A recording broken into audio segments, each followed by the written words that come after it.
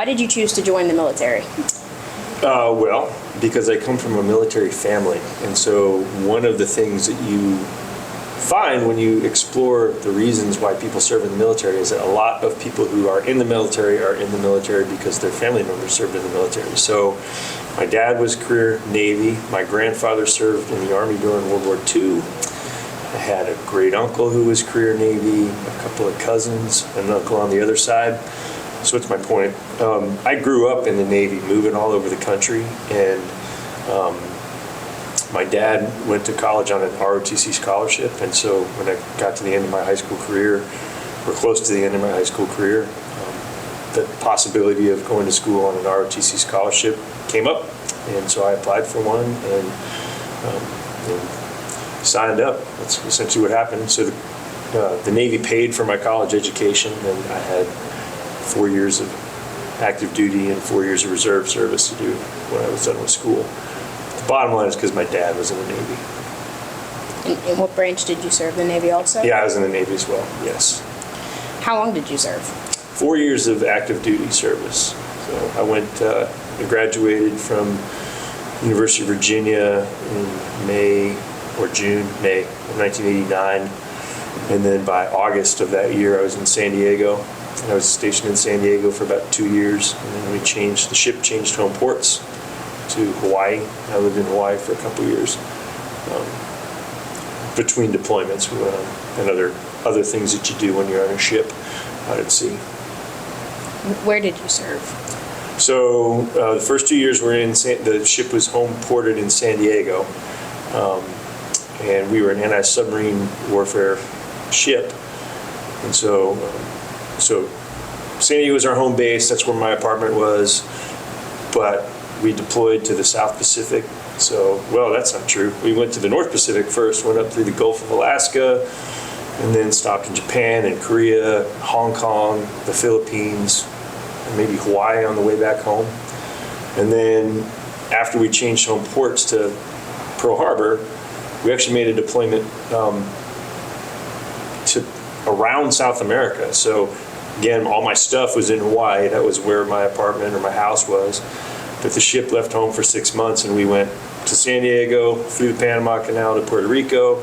Took, 4-ish months to circumnavigate South America, back through the Panama Canal, and then dropped off the admiral and his staff that we were carrying in Puerto Rico, and then back through the Panama Canal for a third time. By the third time, it's pretty boring.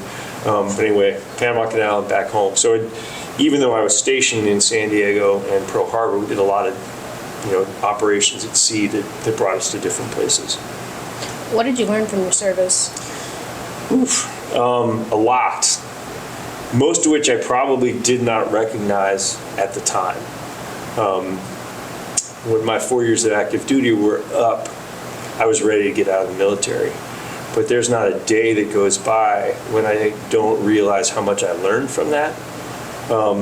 So, for example, just basic self-discipline, by which I mean getting out of bed and getting where you need to be on time. Because on a Navy ship, when you're at sea, somebody's always awake. Middle of the night, somebody's awake. And I won't bore you with the details of how that works, but suffice to say, at 4 o'clock in the morning, somebody is waiting for you to show up so they can go to bed having been up all night. And that teaches you pretty quick to do the responsible thing, get up and relieve them of their duties so they can go about their day, their night, I guess. I've never had a job since then, since I was 26, where I had as much responsibility as I had during the years I was in the military. I was responsible for the safety and navigation of a 565-foot-long ship with 330 people on board. Sometimes in really sketchy, weird situations. And, I had help. I wasn't alone. I wasn't up there, being Captain America all by myself. But at the end of the day, I was the one who was accountable for that stuff. So basic self-discipline, responsibility, accountability. And then probably the last thing is just how to work with other people, because you don't get to choose the people that you stand watch with or your shipmates. And the Navy is just like any other branch in the military. It's just a slice of American society, and so people of all sizes, shapes, colors, ethnicities, all working together, and you learn to put the mission ahead of everything else, and that's again a situation. I've never again been in a situation like those situations that I was in while I was in the service, and I think that's I just took from all of those experiences a lot of really valuable life lessons that I think have helped me since I got out. I mean, I was 26 when I got out of the Navy, so I was ready to get out. I'd essentially assented to being told what to do, for 8 years. So I was ready to do what I wanted to do and not be told what I wanted to do or what I had to do.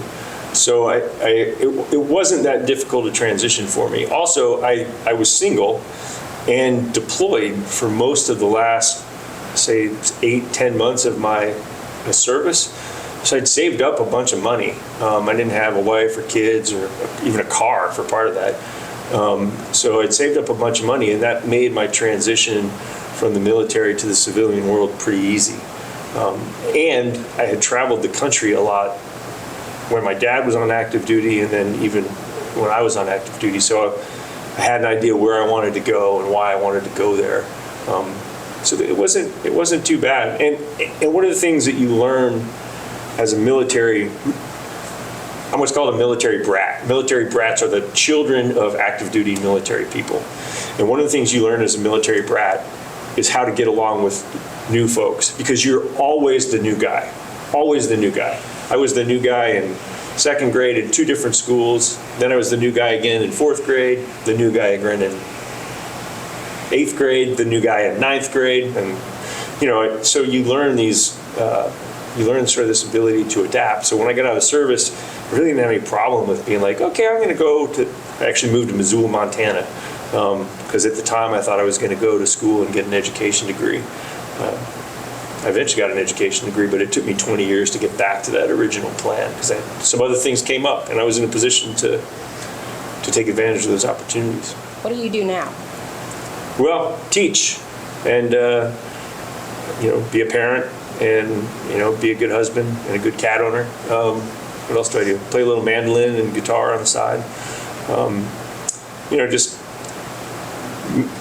when I get up in the morning and think about what I have ahead of myself, I feel like my job is to show up here, be present, help students in any way that I can, whether it's through education or furthering their, college dreams or whatever, and just this might sound ridiculous, but I just try to be a responsible adult, and play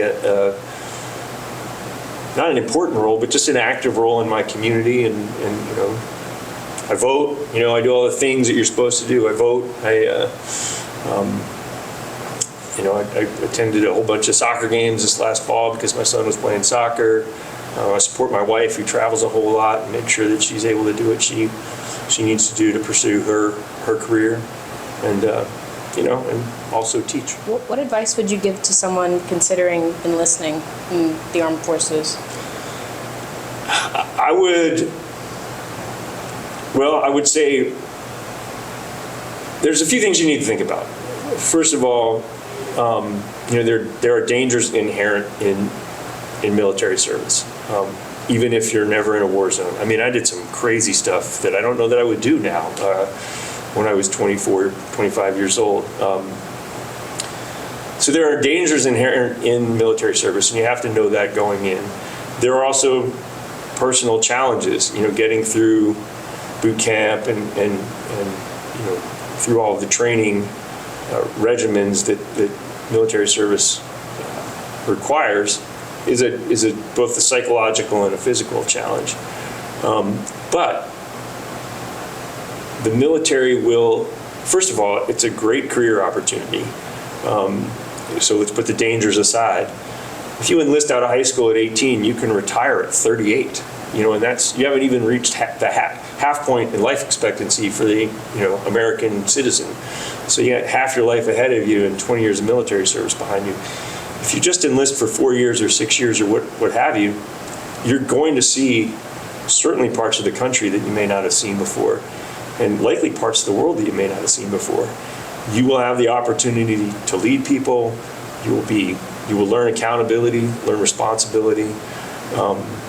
You will learn life skills that will serve you well for the rest of your life. But it's not something you should take lightly, I don't think. I mean, you're signing up to put yourself in danger. If there should be a military conflict, or like I said, some of the, for example, once they had to transfer me from one ship to another ship, and they ran a cable between the two ships at sea while we were moving through the water. They gave me this thing, had me sit in this thing called I think it was called a preacher seat. Anyway, it's this like metal cage that I had to sit in, and they sent me across between these two ships. That was just the way they'd move me from one place to another. I'm not sure I'd agree to that these days. I mean, just an example of the dangerous stuff that we did on a daily basis and we sort of take for granted. Anyway, I've kind of lost the thread here. The point is, I highly recommend that you consider it. Just understand that there are sacrifices involved, and it won't be easy, but it will be rewarding. And as long as you don't lose sight of why you've signed up in the first place, there are a lot of benefits from it. That's all. Thank you for your time and thank you for your service. Oh, you're welcome. Thank you for asking great questions.